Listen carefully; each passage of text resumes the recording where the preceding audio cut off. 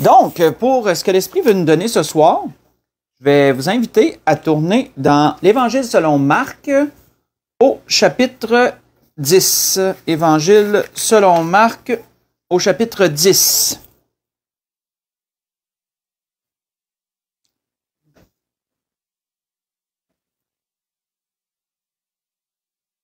Évangile selon Marc au chapitre 10. On va débuter au verset 32. Verset 32 jusqu'au verset 34. On va débuter là. Et ce sera pour introduire la suite. Donc, on voit qu'il est dit, « Ils étaient en chemin pour monter à Jérusalem, et Jésus allait devant eux. Les disciples étaient troublés et le suivaient avec crainte. Et Jésus prit de nouveau les 12 auprès de lui et commença à leur dire ce qui devait lui arriver. « Voici, nous montons à Jérusalem, et le Fils de l'homme sera livré aux principaux sacrificateurs et aux scribes. Ils le condamneront à mort, ils le livreront aux païens, qui se moqueront de lui, cracheront sur lui, le battront de verge et le feront mourir. Et 3 jours après, il ressuscitera. » Donc, on va faire une pause ici. Et comme j'aime le rappeler, le Seigneur a commencé à donner ces détails-là aux disciples. Il a commencé à leur accorder cette révélation-là qu'ils devaient plus tard souffrir, que comme il a dit, on se moquerait de lui et tout, on le ferait souffrir de diverses façons pour finalement le crucifier. Le Seigneur a commencé à leur donner ces révélations-là à partir du temps que Pierre a lui-même reçu du Père la révélation que Jésus était le Fils de Dieu. Donc, à partir du temps que Dieu a révélé à Pierre que Jésus était son Fils et que Pierre l'a confessé, tu es le Christ, tu es le Fils du Dieu vivant. Vous voyez ça dans Matthieu 16, verset 16. Vous n'avez pas besoin d'y tourner. Mais à partir de ce moment-là, on voit que le Seigneur a changé son discours. On pourrait dire, mais pas changé son discours, mais plus, il a ajouté à son discours. On va dire ça comme ça. Il a ajouté en leur donnant la révélation qu'ils devaient plus tard souffrir et mourir finalement à la croix. Et on voit que ici, on voit que ça troublait beaucoup les disciples. À toutes les fois que le Seigneur leur a apporté, puis c'est pas la première fois que le Seigneur leur disait cela, ça faisait la 2 ou la 3e fois, quand on suit un peu les Écritures, là, quand on fait le cheminement, ça faisait au moins 2 ou 3 fois que le Seigneur leur disait cela, qui est répertorié. Puis on voit qu'à toutes les fois, il était troublé, puis c'est normal. Hein, celui sans lequel on pourrait pas s'imaginer sans lui, celui pour qui on vit, celui qu'on suit partout, puis que là, il nous annonce qu'il sera plus là à un moment donné, puis qu'on va même le maltraiter et tout, c'est normal, hein, ça peut troubler. Ça peut troubler, c'est normal. Mais on voit que suite à cela, ici, suite à encore que le Seigneur réitère son discours, il y a 2 disciples qui vont faire une demande assez particulière au Seigneur, et c'est sur ça que l'Esprit veut nous arrêter ce soir. Donc, continuons notre lecture à partir du verset 35. On va lire du verset 35 au verset 45. Voir toute cette situation-là, et l'Esprit veut, après ça, nous la décortiquer, parce qu'il y a des points importants à soulever dans cela. Donc, on voit que les fils de Zébédée, Jacques et Jean, s'approchèrent de Jésus et lui dirent, « Maître, nous voudrions que tu fasses pour nous ce que nous te demanderons. » Et il leur dit, « Que voulez-vous que je fasse pour vous? » « Accorde-nous, lui dirent-ils, d'être assis l'un à ta droite et l'autre à ta gauche quand tu seras dans ta gloire. » Jésus leur répondit, « Vous ne savez ce que vous demandez. Pouvez-vous boire la coupe que je dois boire ou être baptisé du baptême dont je dois être baptisé? » Nous le pouvons, dirent-ils. Et Jésus leur répondit, « Il est vrai que vous boirez la coupe que je dois boire et que vous serez baptisé du baptême dont je dois être baptisé. Mais pour ce qui est d'être assis à ma droite ou à ma gauche, cela ne dépend pas de moi et ne sera donné qu'à ceux à qui cela est réservé. » Les 10, ayant entendu cela, commencèrent à s'indigner contre Jacques et Jean. Jésus les appela et leur dit, « Vous savez que ceux qu'on regarde comme les chefs des nations les tyrannisent et que les grands les dominent. Il n'en sera pas de même au milieu de vous. Mais quiconque veut être grand parmi vous, qu'il soit votre serviteur. Et quiconque veut être le premier parmi vous, qu'il soit l'esclave de tous. Car le Fils de l'homme est venu, non pour être servi, mais pour servir et donner sa vie comme la rançon de beaucoup. On va arrêter ici. Donc, première chose sur laquelle on doit s'arrêter, c'est la demande que Jacques et Jean ont donné, la demande qu'ils ont exposée au Seigneur. S'arrêtons-nous premièrement sur cette demande-là. Nous voudrions, Seigneur, que tu fasses pour nous qu'est-ce qu'on va te demander. Et le Seigneur de leur dire, qu'est-ce que vous voulez me demander? Et eux de dire, on veut être assis à ta droite et à ta gauche lorsque tu rentres dans ton règne. Ce qui est intéressant, frères et sœurs, à propos de Jacques et Jean, sont parmi les 12, comme de raison, les 12 disciples que le Seigneur a choisis. Et ce qui est particulier avec ceux-là, son frère, ça la Bible nous le dit, mais également, c'était des gens très zélés pour le Seigneur. Jacques et Jean avaient un zèle très particulier pour le Seigneur. Un zèle très éclatant. On voit que lorsque le Seigneur les avait choisis, le Seigneur leur avait donné un nom particulier à ces deux-là. Il les avait appelés Boanerges. Boanerges qui veut dire fils du tonnerre. Vous voyez ça dans Marc chapitre 3, verset 17. Vous n'avez pas besoin d'y tourner, c'est de l'information. Il les avait appelés il les avait surnommés fils du tonnerre. On pourrait se demander pourquoi que le Seigneur les avait surnommés comme ça. Bien, entre autres choses, à cause de leur zèle, mais aussi à cause de leur impétuosité. C'était des gens tellement zélés que des fois, ils pouvaient dépasser les bornes dans leur zèle. Leur zèle était excessif parfois, mal placé, on pourrait dire. On voit que, pas besoin d'y tourner, juste vous donner un exemple de ce que je veux dire. Luc nous répertorie quelque chose d'assez, qui va démontrer un peu leur impétuosité. On voit qu'il est dit, selon Luc, que lorsque le temps où que Jésus devait être enlevé du monde approcha, Jésus prit la résolution de se rendre à Jérusalem. Il envoya devant lui des messagers qui se mirent en route et entrèrent dans un bourg des Samaritains pour lui préparer un logement. Mais on ne le reçut pas parce qu'il se dirigeait sur Jérusalem. Et les disciples, Jacques et Jean, donc nos fils du tonnerre en question, voyant cela, dirent, « Seigneur, veux-tu que nous commandions que le feu descende du ciel et les consume? » Jésus se tourna vers eux et les réprimanda en disant, « Vous ne savez pas de quel esprit vous êtes animés, car le Fils de l'homme est venu non pour perdre les âmes des hommes, mais pour les sauver. » Et ils allèrent dans un autre bourg.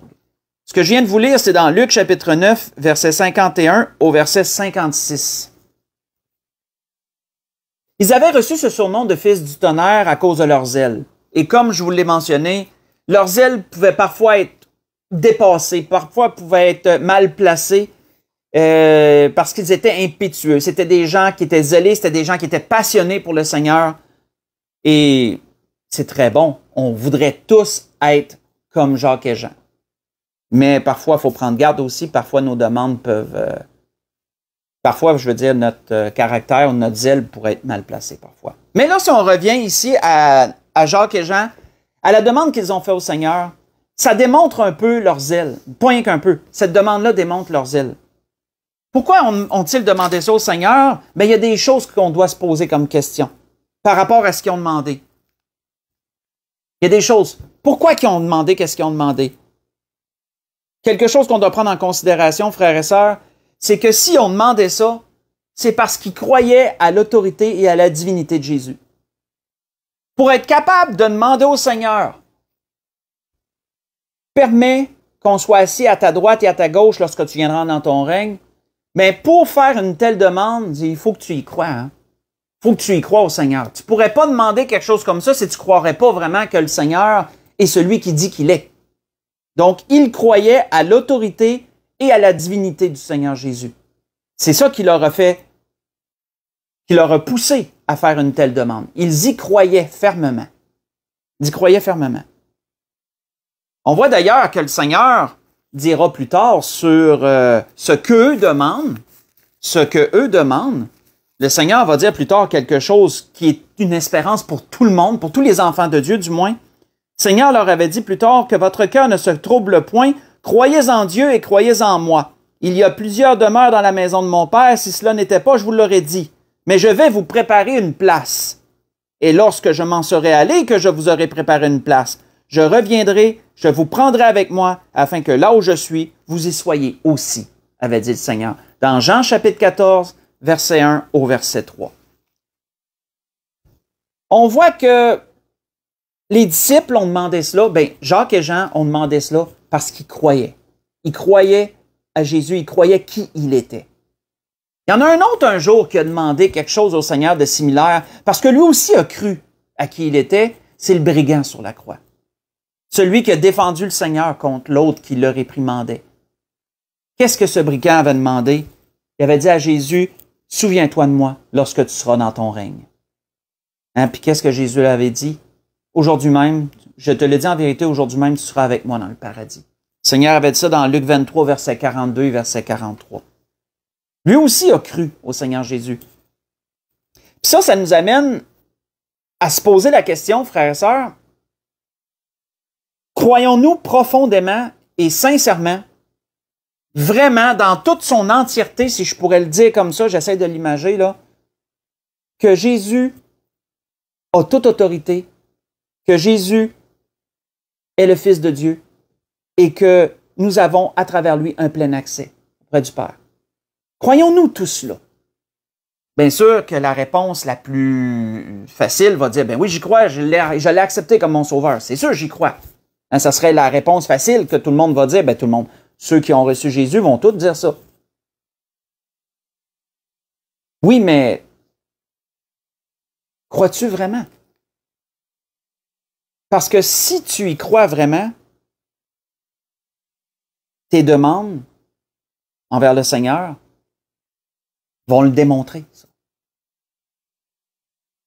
Jacques et Jean ont demandé au Seigneur d'être assis à sa droite et à sa gauche. Ils savaient que le Seigneur leur préparait une place.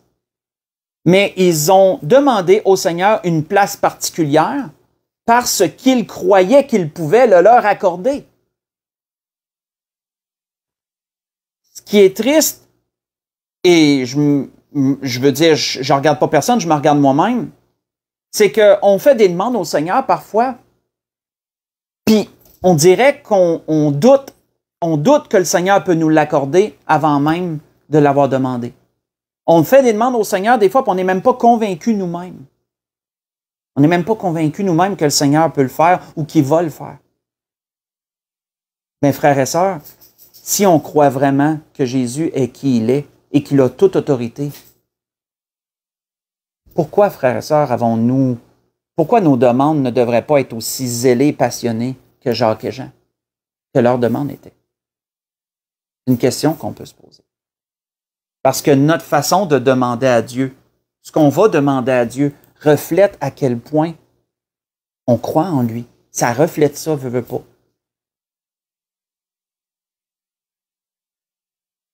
Quand on continue, une autre chose qu'on peut se poser comme question, qu'on peut remarquer, disons plutôt à travers de leurs demandes, c'est qu'ils étaient conscients de leur position, ils étaient conscients de leur place, mais ils en désiraient une meilleure. Ça, c'est édifiant, ça. C'est édifiant, ça. Autrement dit, ils n'allaient pas seulement se contenter, ils étaient prêts à avoir mieux. Ils étaient prêts à avoir plus. À leurs yeux, ce qu'ils avaient ici-bas présentement était peu, puis ils regardaient au ciel en voulant mieux. Ils voulaient avoir mieux que ce qu'il y avait ici-bas. Beaucoup mieux que ce qu'il y avait ici-bas. Et ça, encore là, ça reflète ça aussi, leur demande. Si on tourne dans Hébreux 11, on va voir que c'est biblique, ça. Peut-être qu'on se dit, ben, je suis sauvé, j'ai reçu le Seigneur comme mon sauveur, j'ai ma place au ciel. J'ai une place qui m'est réservée dans les cieux. Le Seigneur m'a promis, il va me réserver une place. Oui, entièrement d'accord. Mais est-ce que c'est mal d'en désirer une encore meilleure? Est-ce que c'est mal de vouloir avoir encore plus que simplement une place? C'est une bonne question. C'est une bonne question, hein? Jacques et Jean, eux, ils ont démontré que ils voulaient avoir une meilleure place. Ils voulaient avoir une meilleure place. Si on va dans Hébreux chapitre 11, allons voir ce qui est dit. Dans Hébreux au chapitre 11, si on lit à partir du verset 13, un trait qui est prédominant, qui est présent, on va dire, chez tous ceux qui sont morts dans la foi au Seigneur. Ça, c'est une certitude. Dans Hébreux chapitre 11, à partir du verset 13, on voit que l'auteur va nous dire, et précédemment, il a parlé d'Abraham, entre autres, précédemment, il a parlé d'Abraham, il a parlé de sa femme, Sarah.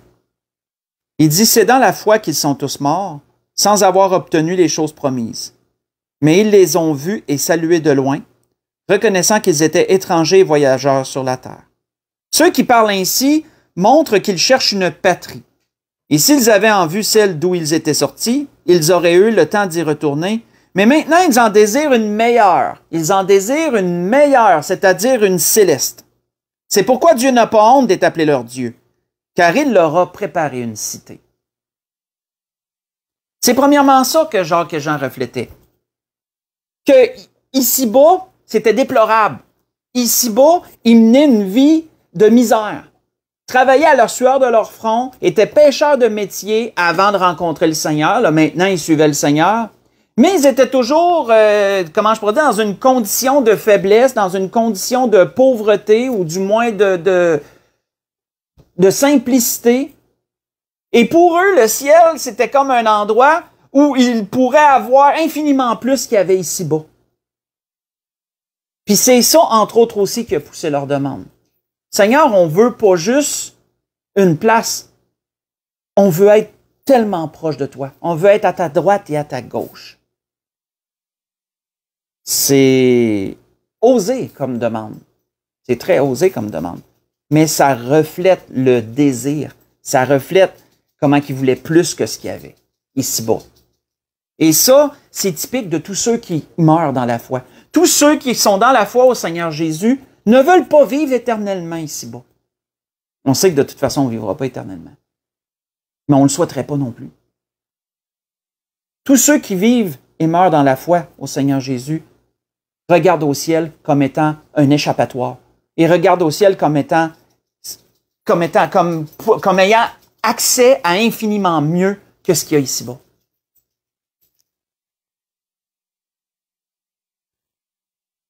On voit que l'apôtre Paul, lui aussi, avait reflété cela. L'apôtre Paul, lui aussi, avait démontré ça. L'apôtre Paul avait dit ceci aux Corinthiens. « Nous sommes donc toujours pleins de confiance, leur disait-il, et nous savons qu'en demeurant dans ce corps, nous demeurons loin du Seigneur.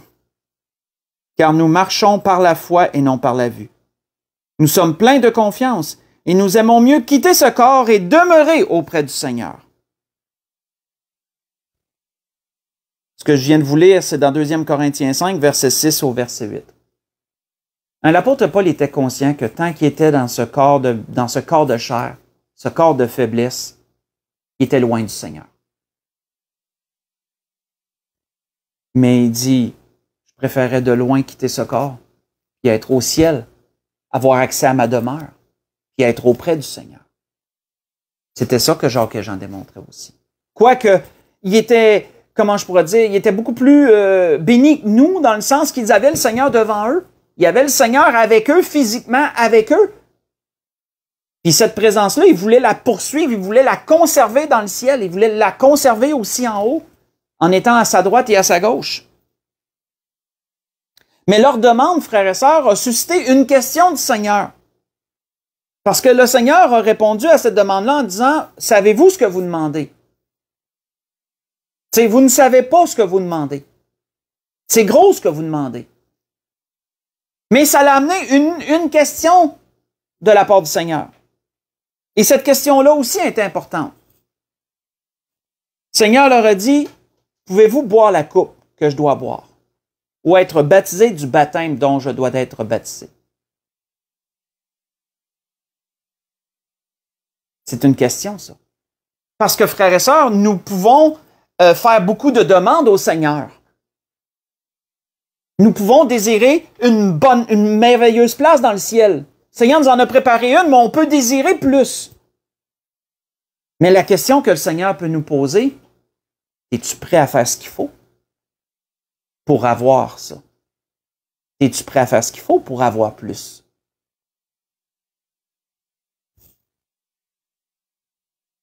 Toujours dans Hébreux, chapitre 11, qu'est-ce qu'il y en a qui ont été prêts à faire pour avoir une meilleure place? Parce qu'il y en a qui croyaient vraiment ça. Il y en a qui croyaient vraiment ça, qu'on n'a pas besoin, excusez-moi, on n'a pas besoin de se contenter de se dire, j'ai une place dans le ciel. C'est pas quelque chose de, comment je pourrais dire, c'est pas quelque chose de figé de dire, tu as une place dans le ciel, puis que il n'y a pas moyen comment je pourrais dire ça, j'ai rien qu'un anglicisme, c'est upgrader. Il n'y a pas moyen d'avoir encore plus. D'avoir encore plus, je chante maladroit, je m'en excuse. J'ai juste le terme upgrader en anglais, c'est un anglicisme. Mais on s'arrête pas sur ça. Moi-même, je m'arrêtais pas sur ça avant que l'Esprit m'arrête sur ça ce soir. On se dit qu'on a une place dans le ciel, puis puis oui, on est bien content. J'aime bien mieux avoir une place dans le ciel que pas de place dans le ciel. Mais on peut-tu désirer encore plus? Jacques et Jean, c'est ce qu'ils désiraient, eux autres. Puis il n'y a pas juste eux autres, pas juste eux autres. Dans Hébreux chapitre 11, voyons ce qui est dit à partir du verset 35. Hébreux chapitre 11, à partir du verset 35. Jusqu'où certains sont allés, à cause qu'ils croyaient ça. À cause qu'ils croyaient ça. Hein, il est dit, des femmes recouvrèrent leur mort par la résurrection. D'autres furent livrés au tourment et n'acceptèrent point de délivrance afin d'obtenir une meilleure résurrection. Wow! Ils furent lapidés, sciés, torturés. Ils moururent tués par l'épée. Ils allèrent çà et là, vêtus de peau de brebis, de peau de chèvre, dénudés, dénués de tout, persécutés, maltraités. Eux dont le monde n'était pas digne, errant dans les déserts et dans les montagnes, dans les cavernes et dans les antres de la terre. Tous ceux-là, à la foi duquel il a été rendu témoignage, n'ont pas obtenu ce qui leur était promis, Dieu ayant en vue quelque chose de meilleur pour nous, afin qu'ils ne parviennent pas sans nous à la perfection. Il y en a qui ont été torturés, et nous, on ne connaîtra pas, je ne crois pas, du moins qu'on va connaître ce que certains ont vécu. Être torturé, être scié, mourir en martyr. Ah, dans certains pays, ils vivent. Dans certains pays, on a des frères et sœurs dans le Seigneur qui vivent ça pour leur foi. Mais ils le vivent pourquoi? Certainement pour la même raison que ceux-là, afin d'obtenir une meilleure résurrection. Et ça, c'est quelque chose, ça parle fort. Ça parle fort, ça. On voit que l'apôtre Paul, il avait lui-même déclaré, lorsqu'il s'en allait vers Jérusalem pour y mourir, puis il savait qu'il s'en allait vers là pour vivre de grands malheurs. Il ne savait pas nécessairement s'il allait y mourir, mais il savait que ça allait être dangereux de retourner à Jérusalem. Puis on voit qu'on voulait l'empêcher d'y aller. On ne voulait pas qu'il y aille, parce que les gens avaient peur pour lui. Puis qu'est-ce que l'apôtre Paul leur avait dit? Il dit alors, il leur répondit, « Que faites-vous en pleurant et en me brisant le cœur? Je suis prêt non seulement à être lié, mais encore à mourir à Jérusalem pour le nom du Seigneur Jésus. »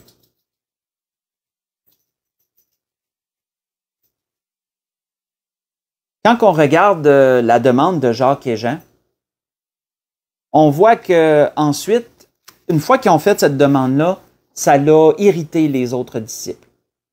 Ça les a révoltés qu'ils aient l'audace, qui est, comme on dit en bon québécois, qui ait le front, qui ait du front tout le tour de la tête, là, qui ait du front d'aller demander au Seigneur une telle chose.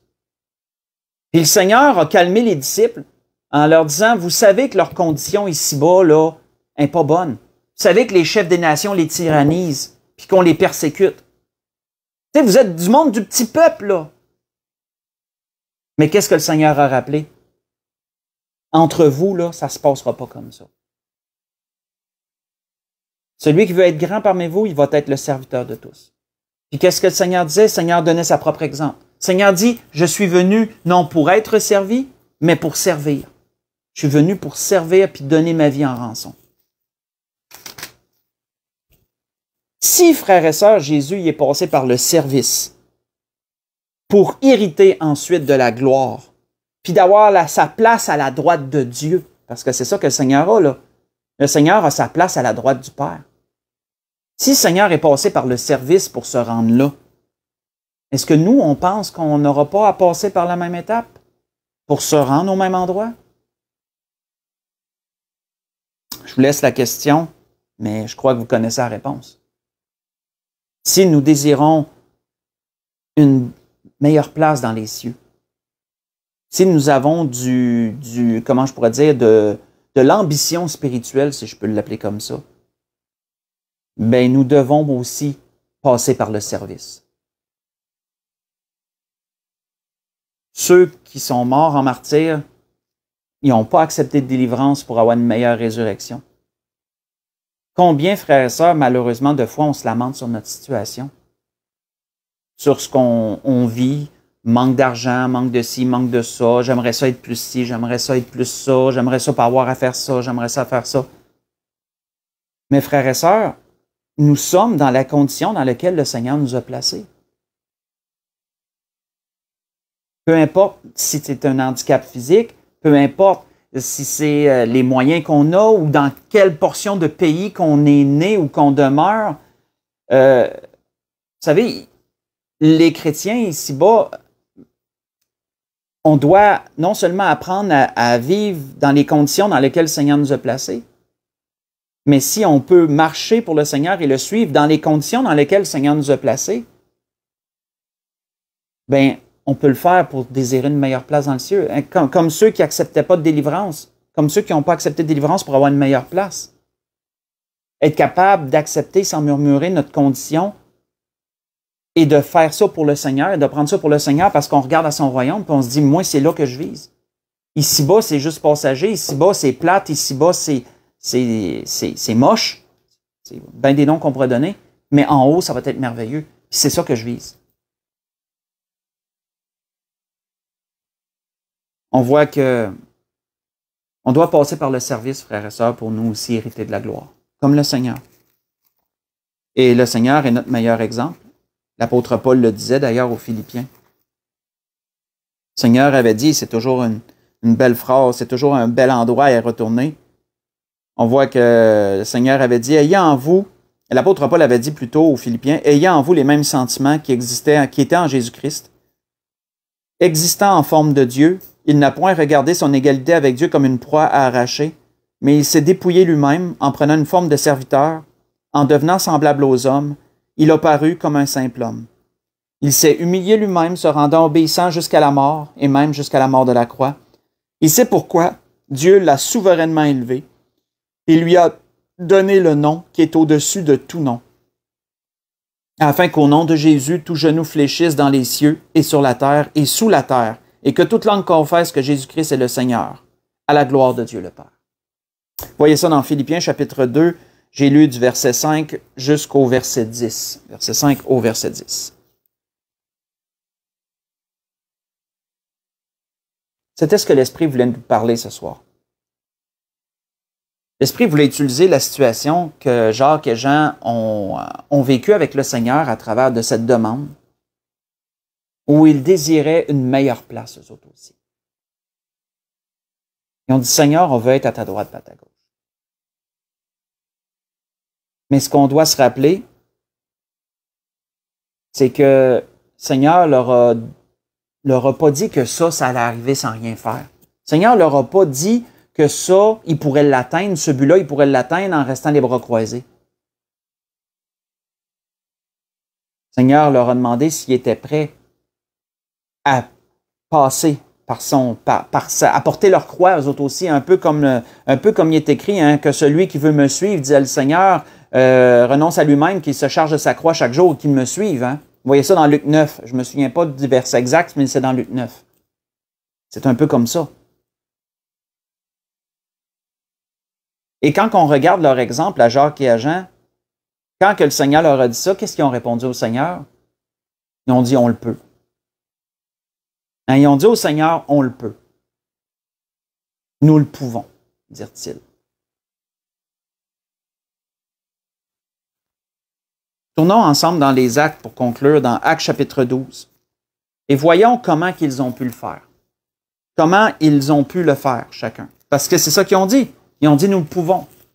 Et qu'est-ce que Jésus a dit? Jésus, sachant toutes choses, Jésus a regardé puis a dit, il est vrai.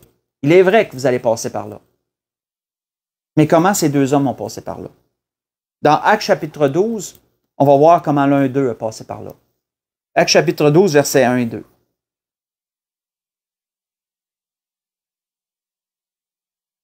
Il est dit vers le même temps, le roi Hérode se mit à maltraiter quelques membres de l'Église et il fit mourir par l'épée Jacques, frère de Jean. Et voyant que cela est agréable aux Juifs, mais là, il a fait mettre Pierre en prison. Mais arrêtons-nous là-dessus. Jacques a été le premier apôtre. Apôtre, je dis bien, parce qu'il y a eu Étienne avant, dans Actes chapitre 7, là, il y a eu Étienne. Mais on parle des apôtres, des 12, là. Jacques a été le premier à mourir en martyr pour le Seigneur. Le premier. Ici, sous le caprice d'un roi qui voulait plaire au peuple. Le roi Hérode. Jean, lui, qu'est-ce qu'il nous a dit sur lui? Faites juste écouter.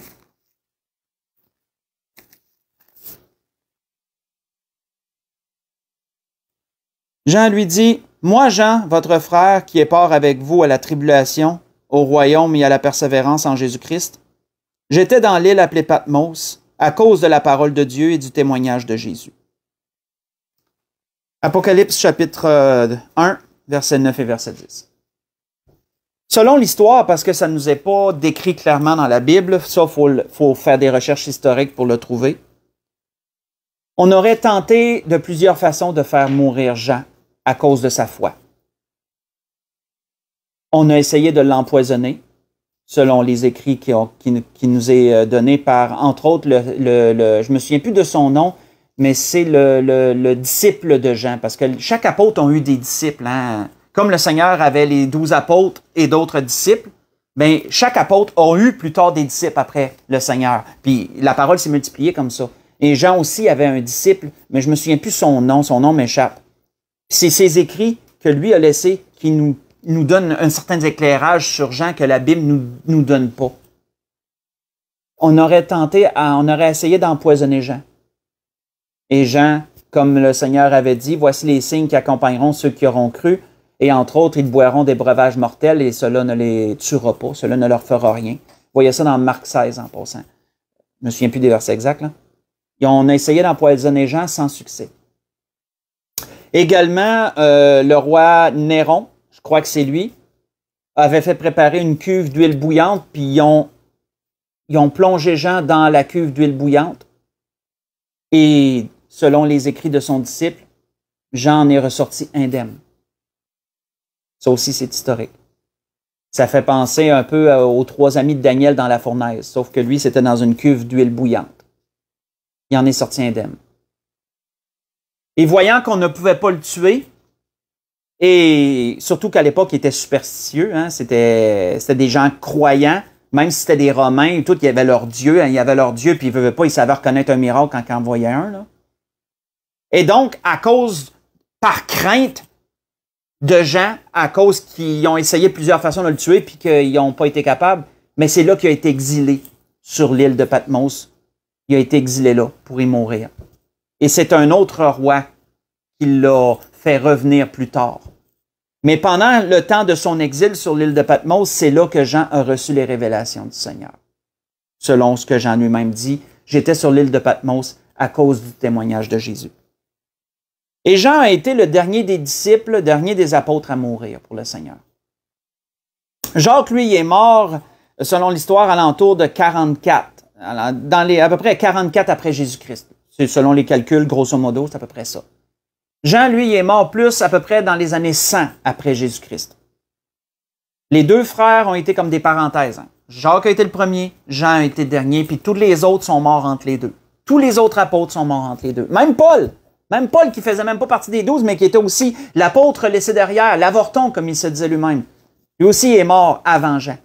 Ça fait référence, frères et sœurs, quand je méditais là-dessus, ça fait référence à ce que le Seigneur avait dit dans Jean 21. On n'a pas besoin d'y tourner. Mais quand il y en a qui avaient quand le Seigneur avait dit à Pierre, toi, suis-moi, puis qu'ensuite Pierre avait vu Jean, puis avait dit, lui, qu'est-ce qui va y arriver? Hein? Puis que le Seigneur avait dit, si je veux qu'il reste jusqu'à ce que je vienne, que t'importe, toi, suis-moi. Et qu'est-ce que les disciples ont pensé? Ils ont pensé qu'à cause que le Seigneur avait dit ça, que Jean vivrait éternellement. Ils avaient pensé quelque chose comme ça. Mais voyons-nous que Jean, il n'a pas vécu éternellement, il est mort lui aussi. Mais Jean, il est mort le dernier des apôtres. Donc, ça peut répondre un peu, on peut voir un peu que les paroles du Seigneur avaient un sens particulier par rapport à ça. Mais, frères et sœurs, on peut voir dans notre conclusion de ce que l'Esprit voulait nous donner ce soir, que l'un et l'autre ont demandé quelque chose au Seigneur parce qu'ils croyaient à sa divinité, ils croyaient à son autorité, ils croyaient qu'il pouvait le leur accorder, qu'il en avait la puissance, puis ils ont été prêts à faire ce qu'il fallait pour hériter de ça. Puisse-t-il en être ainsi pour chacun d'entre nous? Puissions-nous ne pas avoir crainte de demander à Dieu, mais comme mon pasteur, mon défunt pasteur Jean-Marc Boileau me le rappelait souvent, il dit, comment il m'avait tricoté ça? Il m'avait dit, tu sais, Marc, on peut demander plusieurs choses à Dieu, mais souviens-toi toujours qu'il va y avoir des tribulations et des épreuves pour accompagner ce que tu demandes. C'est à peu près comme ça. Là. Je ne pourrais pas le dire dans les mots exacts qu'il avait dit, mais il y avait une grande sagesse. C'est un homme d'une grande sagesse. Et c'est ça. Dans le fond, c'est beau de demander au Seigneur. Puis le Seigneur veut qu'on lui demande. Mais on doit être prêt aussi à servir, on doit être prêt aussi à subir, comment je pourrais dire, à travailler pour hériter de nos demandes. Alors, c'était tout cela que l'Esprit voulait nous donner ce soir. J'espère que vous avez pu en tirer quelque chose selon ce que l'Esprit veut donner à chacun. Malgré ma maladresse, j'essaie toujours au mieux de donner ce que l'Esprit me donne. Donc, je voudrais souhaiter à tous et à toutes une belle fin de soirée, aussi, que le Seigneur puisse vous bénir dans le restant de cette semaine, qu'il puisse vous diriger en toutes choses, dans tous vos besoins. Et on va se dire à dimanche pour l'Église de l'Espérance. Bonne semaine à tous, soyez bénis.